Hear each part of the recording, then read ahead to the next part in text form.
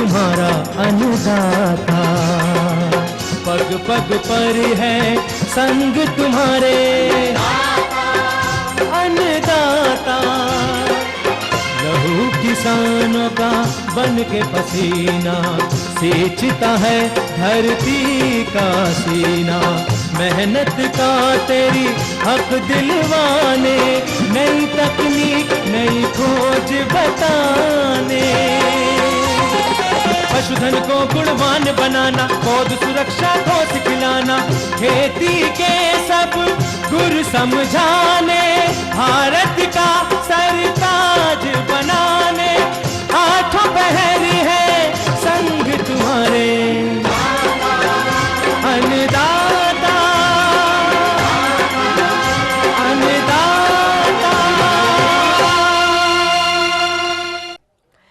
नमस्कार, मैं श्वेता भट्टाचार्य आप सभी दर्शकों का अन्नदाता कार्यक्रम में स्वागत करती हूं। हर रोज की तरह कार्यक्रम में लेकर आते हैं खेती बाड़ी से जुड़ी हुई बहुत सी लाभकारी जानकारियां। तो चलिए सबसे पहले देखते हैं क्या है विशेष आज के कार्यक्रम में। लहसुन फसल की उचित बढ़वार के लिए जरूरी प्रबंधन कार्य। टमाटर की फसल को नुकसान पहुंचाने वाले कीट और रोगों का नियंत्रण उपाय। अच्छे बाजार भाव के लिए किसान भाई कैसे करें अच्छा गुड़ तैयार।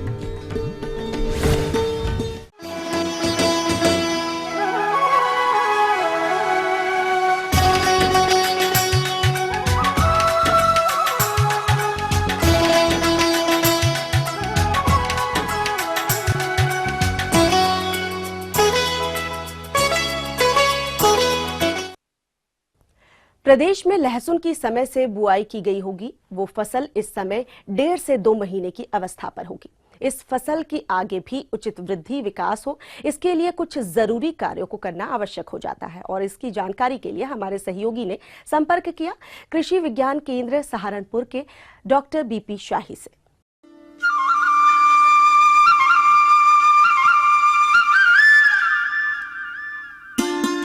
लहसुन की फसल से अच्छी उपज के लिए फसल की उचित वृद्धि विकास आवश्यक है, जिसमें पोषक तत्वों की महत्वपूर्ण भूमिका रहती है।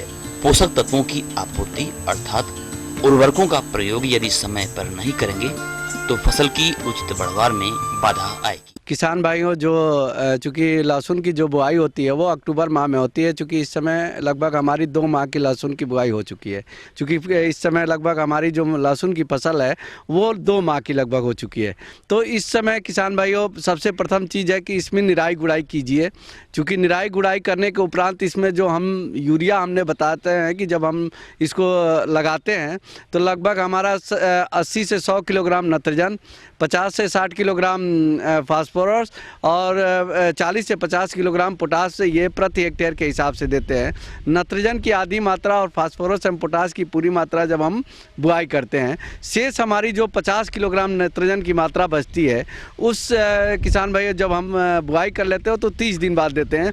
दूसरी हमारी इस समय लगभग 2 माह की हुई हैं, तो इस समय आप किसान भाई इसकी निराई गुड़ाई कीजिए और 25 किलोग्राम यूरिया की मात्रा इसमें आप निराई गुड़ाई के उपरांत इसमें ट्राप ड्रेसिंग के रूप में दे दें और उसके बाद इसमें हल्की सी पानी दे दें। या तो आप खाद देने के बाद हल्की पानी दे दें या तो पानी दे देते हैं तो उसमें बाद भी आप ये 25 किलोग्राम का यूरिया का। दूसरी हमारी अगर आपके पास किसान भाइयों अच्छी और इससे उत्पादन लेना है तो इस समय किसान भाइयों लगभग 60 दिन के फसल में आप NPK आता है 18-18-18 या 19-19-19। इसकी मात्रा हमारी एक टंकी में लगभग 100 ग्राम प्रति टंकी के हिसाब से घोल बना करके और इसके साथ कोई स्टिकर मिला करके आप इस पे छिड़काव कर देंगे तो जिससे इससे हमारे पौधे स्वस्थ रहेंगे और हमारा नाइट्रोजन, फास्फोरस और पोटास जो मात्रा हम कम डाले रहते हैं तो उसकी पौधे घुलनशील होता है जो वो पत्तियों के सहायता से और ये पौधे तुरंत एब्जॉर्ब कर लेते हैं।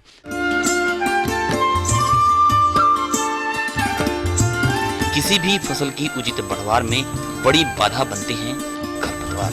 यदि खरपतवारों की सफाई और निराई गुड़ाई पर उचित ध्यान नहीं देंगे तो जो आप उर्वरक देंगे उसे ये खरपतवार ही ग्रहण करेंगे। और मुख्य फसल की बढ़वार बाधित होगी। कि जो 2 महीने की फसल हो चुकी है तो इस समय हम कोई भी खरपतवार नाशी दवा का प्रयोग न करें।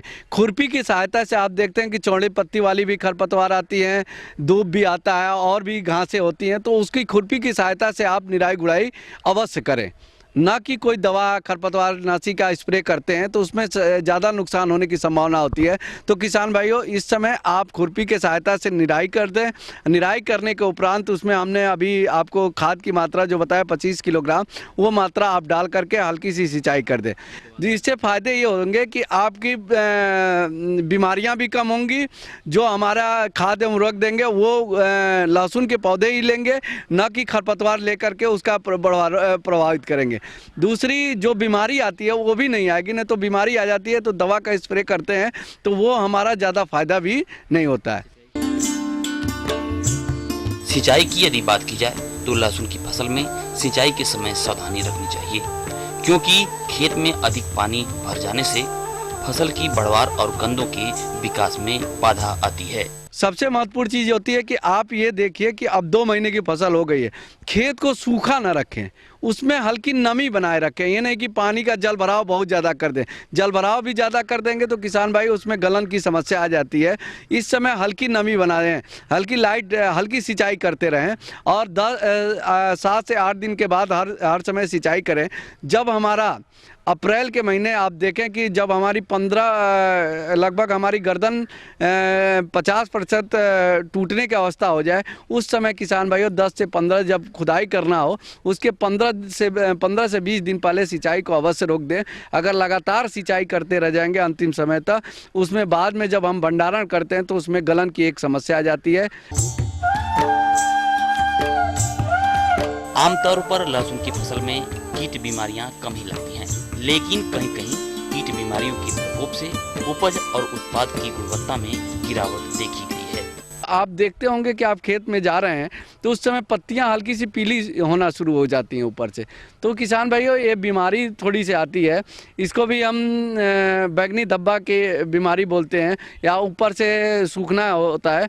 तो इस समय किसान भाइयों जाएं तो इस समय एक छिड़काव 2.5 ग्राम मैनकोजेब में प्रति लीटर पानी में घोल बना करके लगभग 45 ग्राम एक टंकी में घोल बना करके इसमें छिड़काव कर दें। जो छिड़काव करें किसान भाइयों, उसके साथ कोई चीज़ स्टिकर ज़रूर मिला दीजिए, चाहे गुड़ हो आपके पास, चाहे शैम्पू का हो, चाहे स्टिकर कोई भी हो, उसके साथ ज़रूर घोल में मिला दें और उसका छिड़काव कर दें। और कभी कभी आप देखते हैं कि हल्के सफ़ेद माहू कीट भी आते हैं, तो उसके लिए भी आप मोनोक्रोटोफास 1 से 1.5 ml प्रति लीटर पानी में घोल बना करके इसमें छिड़काव कर दें। ये थी कुछ उपयोगी जानकारियां। अब लेते हैं एक छोटा सा ब्रेक, जल्द लौटेंगे और कार्यक्रम में आगे है महत्वपूर्ण जानकारियां। बने रहिए हमारे साथ। टमाटर की फसल को नुकसान पहुंचाने वाले कीट और रोगों का नियंत्रण उपाय।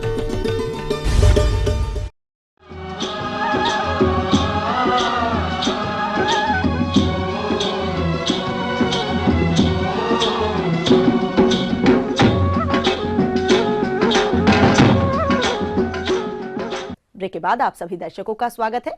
चलिए अब रुख करते हैं अगली कड़ी की ओर।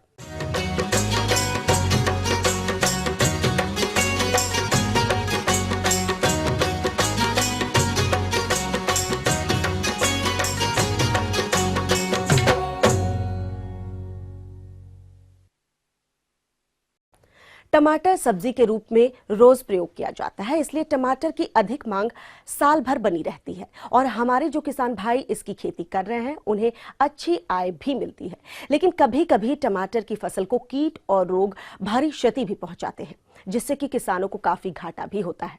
तो किसान भाइयों, इन कीट और रोगों को आप कैसे पहचानेंगे और इन पर नियंत्रण कैसे पाएंगे, आइए जानते हैं कृषि विज्ञान केंद्र दिलीप नगर कानपुर देहात के डॉक्टर अभिमन्यु यादव से। आज मैं आपको टमाटर की फसल पर समसामयिक रोग व कीट के प्रबंधन के संबंध में जानकारी दूंगा। जैसा कि किसान भाइयों आप जानते हैं कि टमाटर सब्जी में एक प्रमुख फसल है, जिसका उपयोग कई तरह से किया जा सकता है और इसकी खेती हमारे प्रदेश के लगभग सभी क्षेत्रों या जनपद में होती है। और इस समय ये फल और फूल की अवस्था में है, परंतु इस समय तापक्रम बहुत कम है और इस तरह के मौसम में जैसा कि देखने को मिल रहा है कि टमाटर में विभिन्न तरह के रोग व कीड़ों का प्रकोप ज़्यादा हो रहा है। और इन प्रकोपों में से सबसे प्रमुख बीमारी है लीफ कर्ल, जो कि एक मोज़ेक वायरस के कारण से बीमारी होती है, जिसके कारण से पत्तियां छोटी रहती हैं, पौधे छोटे रहते हैं, पत्तियां टेढ़ी मेढ़ी हो जाती हैं और कर्लिंग हो जाती हैं, पत्तियां मुड़ जाती हैं। और इस तरह की जब परिस्थिति हो जाती है तो पौधा अपना विकास नहीं कर पाता है और वहाँ पर फूल कम आते हैं। यदि फूल आते भी हैं तो उनमें फल नहीं आते, और कहीं कहीं फल अगर आ भी गए तो फल बहुत छोटे हो जाते हैं और कुरूप होते हैं, वो उनका बहुत अच्छा फल का रंग रूप नहीं होता है, जिसके कारण से किसान भाइयों को अच्छा उत्पादन नहीं मिल पाता। इस तरह की बीमारी को यदि रोकना है तो सबसे पहले ज़रूरी है कि हम बीज जो लेते हैं वो बीज हमारा रोग रोधी पौधों का प्रमाणित बीज होना चाहिए, विश्वसनीय जगह से लेना चाहिए, और साथ ही स्वस्थ बीज नर्सरी में जब उगाएं तो वहाँ पर ये ध्यान रखें कि नर्सरी में जाली नेट जो लो टनल पॉली हाउस है उस पर उगाना चाहिए, जिसके कारण से ये विषाणु रोग एक जगह से दूसरी जगह ना आ करके आपकी नर्सरी को प्रभावित ना किए हों। कुल मिलाकर जो हम रोपाई करें वो शुद्ध या स्वस्थ नर्सरी के पौधों को लेकर के ही रोपाई करें। दूसरा उपाय ये है कि खड़ी फसल में रोगी पौधे दिखते ही उखाड़ करके नष्ट कर देना चाहिए या किसी गड्ढे में दबा देना चाहिए। तीसरा उपाय ये है कि चूँकि यह बीमारी एक कीड़े के द्वारा एक जगह से दूसरे जगह, जैसे थ्रिप्स है, व्हाइट फ्लाई है, इनके कारण से एक जगह से दूसरी जगह जाती है बीमारी, तो उस तरह के कीड़ों को रोकने के लिए हम कीटनाशक दवाई का उपयोग करें। और कीटनाशक दवाइयों में से एक है रोगार जो रासायनिक दवा है, दूसरी मेटासिस्टाक्स ये भी रासायनिक दवा है, और तीसरी एक नीम तेल भी है जो कि जैविक दवा है। यदि नीम तेल 0.3% वाली 2 मिलीलीटर 1 लीटर पानी में घोल बना लें, अथवा रोगार की 1 मिलीलीटर 1 लीटर पानी में घोल बना लें, या मेटासिस्टाक्स की 1 मिलीलीटर दवा 1 लीटर पानी में घोल बनाकर छिड़काव करें, तो जो रोग को फैलाने वाले कीट हैं वो नष्ट हो जाएंगे और हमारी फसल में बीमारी एक जगह से दूसरी जगह नहीं फैलेगी। दूसरी जो समस्या आती है अल्टरनेरिया झुलसा। झुलसा एक बीमारी होती है जो कि अल्टरनेरिया सोलेनाई नामक फफूंदी कारण से बीमारी फैलती है, और इस बीमारी के कारण से पत्तियों में गोल गोल धब्बे, छल्लेदार या रिंगदार धब्बे भूरे रंग के बनते हैं, जो कत्थई या भूरे रंग के होते हैं, और बाद में वो बढ़ते रहते हैं और बढ़ करके जहाँ जब ज़्यादा प्रकोप हो जाता है उन पत्तियों में छेद कर देते हैं, जहाँ पर ज़्यादा रोग हो जाता है। इस तरह से पत्तियों में या तने में और फलों में, जहाँ से फल का जुड़ाव पेड़ के डंठल से होता है, वहाँ पर रोग पहुँच करके एक धब्बेदार बन करके और सड़ा देता है फल को भी। तो इस तरीके से फलों में झुलसा के कारण से भी बीमारी आती है और ये झुलसा के कारण से उत्पादन प्रभावित होता है। झुलसा के नियंत्रण के लिए जो कारगर दवाइयाँ हैं, एक तो है मैंकोजेब जो डाइथेनियम 45 या इंडोफिलियम 45 के नाम से आती हैं। इनकी 2-2.5 ग्राम मात्रा 1 लीटर पानी में घोल बनाकर छिड़काव करें, अथवा सिक्सर जो कि मैंकोजेब और कार्बेंडाजिम का मिश्रण होता है। इसी तरह की एक दवा दूसरी आती है साफ, वो भी कार्बेंडाजिम और मैंकोजेब का मिश्रण होता है। इनकी भी 2-2.5 ग्राम मात्रा 1 लीटर पानी में घोल बनाकर छिड़काव करें, तो इस तरह की बीमारी से बचाव हो जाता है और आवश्यकता पड़ने पर 10-15 दिन में दोहरा देना चाहिए। जो तीसरी जो समस्या आती है फल वेधक की आती है। एक सूंडी होती है जो कि फलों में छेद करके और फल को जो नुकसान करती है, अंदर अंदर फल को खा लेती है, जिसके कारण से अंदर फल खराब हो जाता है। और इस तरह के अगर कीड़ों से बचाव करना है, कीट की रोकथाम करना है, तो एक कीटनाशक दवा आती है जैसे मिथोमाइल 50% SP की 2 ग्राम मात्रा 1 लीटर पानी में घोल बनाकर छिड़काव करें, अथवा दूसरी जो दवा है नीम तेल है 0.3% नीम तेल की 1 या 2 ml 1 लीटर पानी में घोल बनाकर छिड़काव कर दें। तीसरी जो दवा है स्पाइनोसाइड है, इसकी 0.8 ml मात्रा 1 लीटर पानी में घोल बनाकर छिड़काव कर दें, तो इस कीड़े से आपकी फसल बच जाएगी और आपको अच्छा लाभ कमा सकते हैं। आगे और भी है कुछ रोचक जानकारियां, पर यहां पर रुकेंगे एक और कमर्शियल ब्रेक के लिए। जल्द हाजिर होते हैं। अच्छे बाजार भाव के लिए किसान भाई कैसे करें अच्छा गुड़ तैयार।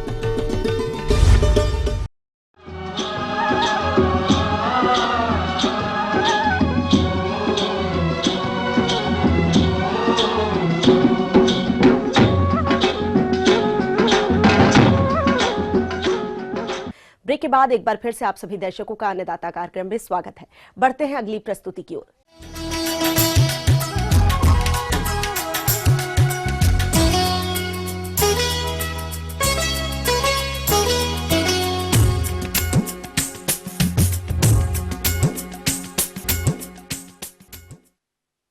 प्रदेश में गन्ने की कटाई का कार्य शुरू हो गया है और इस समय कुछ किसान भाई गन्ने से गुड़ बनाने का कार्य भी करते हैं। तो हमारे किसान भाई अच्छा गुड़ तैयार करने के लिए किन किन महत्वपूर्ण बातों को ध्यान में रखें जिससे कि अच्छा बाजार भाव उन्हें मिल सके, इस बारे में अपने अनुभव को बता रहे हैं जिला मुरैना मध्य प्रदेश के एक प्रगतिशील किसान रविंद्र चतुर्वेदी। मैं वर्ष 20 साल से गुड़ बनाने का ये कारोबार कर रहा हूँ। 15 और 20 नवंबर से हम गन्ने की पिलाई की शुरुआत करते हैं। ये जो गन्ने की पिलाई सबसे पहले गन्ने के क्रशर पर आती है।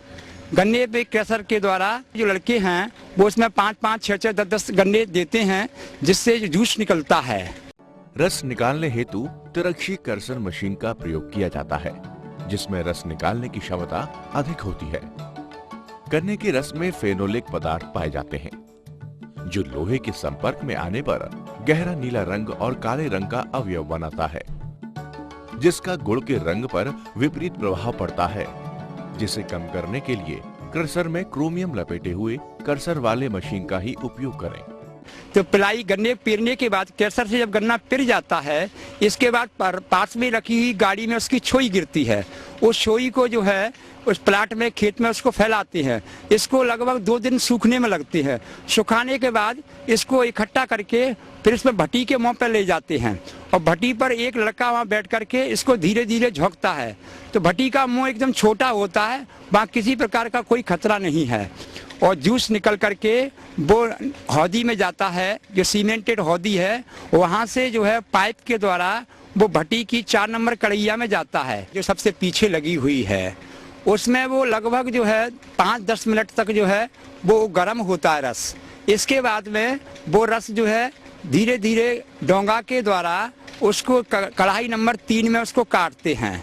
उस कढ़ाई नंबर 3 में उसको करीबन 5 या 7 मिनट के लगभग लगते हैं।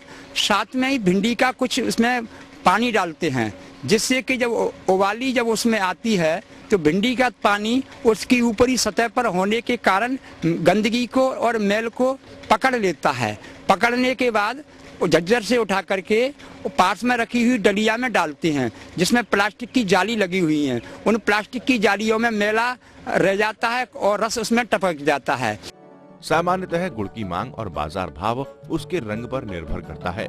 इसके लिए बहुत से किसान भाई गहरा पीला रंग करने के लिए हाइड्रोस पाउडर का अत्यधिक मात्रा में इस्तेमाल करते हैं। हाइड्रोस पाउडर जरूरत से अत्यधिक इस्तेमाल करने पर गुड़ में सोडियम की मात्रा बढ़ जाती है जिससे गुड़ में नमी सोखने की क्षमता बढ़ जाएगी। फलस्वरूप गुड़ गीला हो जाएगा और गुड़ पर फफूंदियों का प्रकोप होने की संभावना बढ़ जाएगी। इसके बाद जब 3 नंबर कढ़ैया में रस जो है धीरे धीरे साफ हो जाता है, फिर इस रस को हम आने वाली 2 नंबर की कढ़ैया में डालते हैं।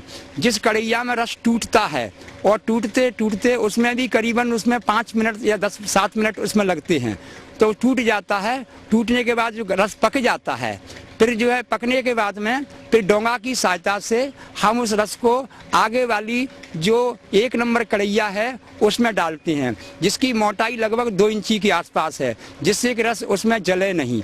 उसमें लगभग 7-8 लगभग 10 मिनट तक उसमें लगता है और 10 मिनट के अंतराल में वो जो है पक जाता है। जब रस का तापमान 103 डिग्री से 104 डिग्री सेल्सियस से ऊपर हो जाता है तो चाशनी बनने लगती है। तो उसमें 200 मिलीमीटर अरंडी का या मूंगफली का तेल डालते हैं। ऐसा करने पर चाशनी के जलने का खतरा कम हो जाता है। पक करके उसको हम देख लेते हैं कि इसमें गुड़ की तार आ गई, गुड़ बनने लायक हो गया। तो डोंगे की सहायता से उस फर्स्ट नंबर की कड़ैया में से पास में रखे हुए चाक में उसमें डालते हैं, उसको खाली कर लेते हैं। इसके बाद जो है चाक में हम इसको 5 मिनट उसको ठंडा होने के लिए समय देते हैं। 5 मिनट के बाद में फिर पलटे के द्वारा उस गुड़ को बनाते हैं। जब गुड़ मिल जाता है, एकदम मिलने के बाद उसको 5 मिनट के लिए उसे जमाते हैं, जिसमें वो ठंडा हो जाता है। फिर खुरपा और पलटा की सहायता से फिर उसको डलियों में भेला भी 25 किलो का बनाते हैं, 5 किलो की भेली भी बनाते हैं। अब गुड़ की ठोसपन तथा गुड़ की गुणवत्ता को जांचने के लिए टेस्टर का इस्तेमाल करते हैं। उत्तम गुड़ में अवयवों की मात्रा इस प्रकार होनी चाहिए: शर्करा 80 से 82%, ग्लूकोज तथा फ्रक्टोज 10 से कम, सल्फर डाइऑक्साइड 6 मिलीग्राम से कम, नमी 6% से भी कम होनी चाहिए। इस प्रकार किसान भाइयों, आप बाजार में मांग के अनुसार गुड़ तैयार कर अच्छा लाभ ले सकते हैं। गुड़ जो है इस समय जो है 9-9.5% गुड़ बन रहा है। किसी किसी गन्ने में 10% भी गुड़ बन जाता है और किसी किसी गन्ने में 9% भी गुड़ बनता है। कभी किसी गन्ने में 10% गुड़ बनता है और किसी गन्ने में 11% भी गुड़ बनता है। औसतन वर्तमान में यहाँ 9.5% गुड़ बन रहा है।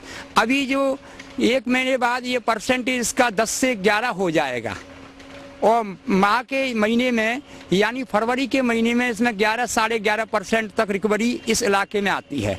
इसमें 11 कुंटल गन्ना लग रहा है और उसका 1 कुंटल गुड़ बन रहा है। वर्तमान में ये है 5 किलो वाला वो फुटकर में बिकता है तो वो लगभग 25 रुपये किलो बिक जाता है, और जो 25 किलो वाला है वो थोक में बाजारों में जाता है, सेठ लोग यहीं से ले जाते हैं, तो वो लगभग जो है 23 रुपये के आसपास उसका भाव चल रहा है। इस प्रकार से जो है ये गुड़ की सेल होती है।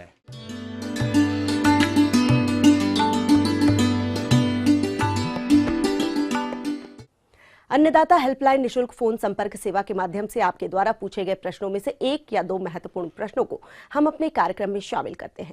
इसी के तहत आज का चयनित प्रश्न और उसका जवाब इस प्रकार है। निःशुल्क अन्नदाता हेल्पलाइन में आज हमने जिस प्रश्न को शामिल किया है उसे पूछा है लखना देवरिया के रघुनाथ कुशवाहा ने। आपने गर्भित दुधारू पशुओं के खान पान प्रबंधन पर जानकारी चाहिए है तो इसके लिए देखिए कार्यक्रम का यह अंश। आज आपको गर्भित पशुओं की देखरेख और एवं उनके प्रबंधन के बारे में बताने जा रहा हूं। किसान भाइयों, जैसा कि आप जानते हैं किसी भी जानवर के जीवन में गर्भावस्था एक विशेष महत्व रखती है। निश्चित रूप से उस गर्भित जानवर की अगर हम अच्छे से देखभाल कर लेंगे तो निश्चित रूप से हमें भविष्य में एक अच्छी सी गाय या अच्छी सी बढ़िया मिल सकती है। किसान भाइयों, सबसे पहले यह है कि जैसे ही आपको पता चले कि आपका जानवर गर्भित हो चुका है, इसको आप अन्य जानवरों से अलग कर दें।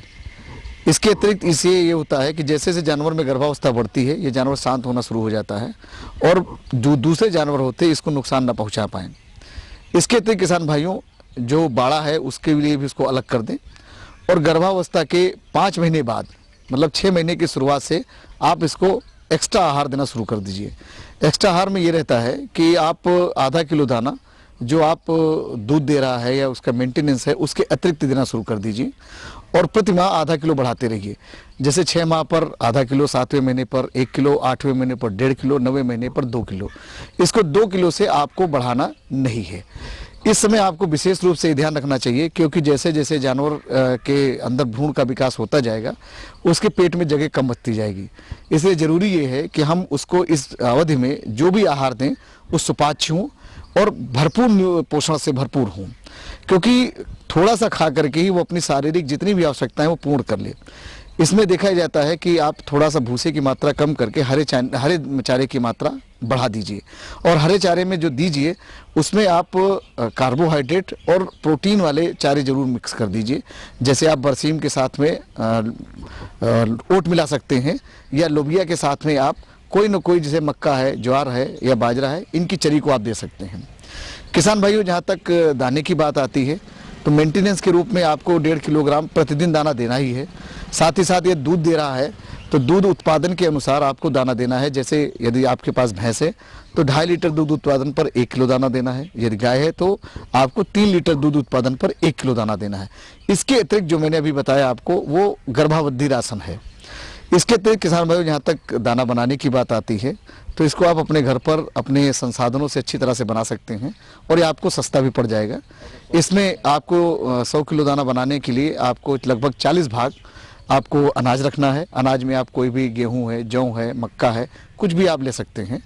इसके अतिरिक्त इसमें करीबन 30 किलोग्राम आप चोकर मिला दीजिए और 27 किलो इसमें आप कोई ना कोई खल ले लीजिए, चाहे वो सरसों की हो, चाहे मूंगफली की हो, चाहे अलसी की हो।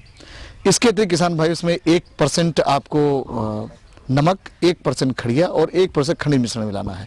किसान भाइयों, देखा ये गया है कि ये आहार आप जो देंगे, इसके अतिरिक्त आप अपने जानवर को जो गर्भित है उसको अलग से लगभग 60 ग्राम प्रतिदिन खड़िया और 40 ग्राम के लगभग प्रतिदिन आप इसको बोन मिक्सचर मिल जाए तो अवश्य देते रहिए।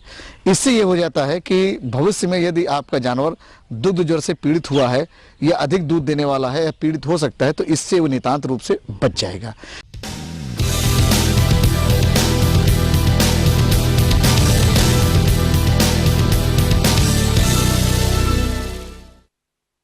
राज्य की विभिन्न मंडियों में कृषि उत्पादों के चढ़ते उतरते बाजार भाव की संक्षिप्त जानकारी इस प्रकार है।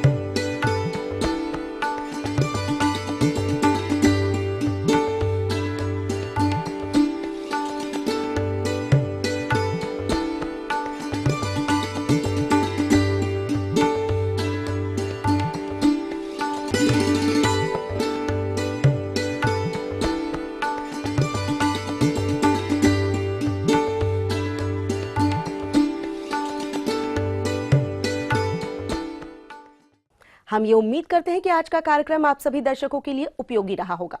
किसान भाइयों, अन्नदाता आपकी सेवा के लिए संकल्परत है। कृषि संबंधित समस्या और सुझाव के लिए आप हमें इस पते पर संपर्क कर सकते हैं।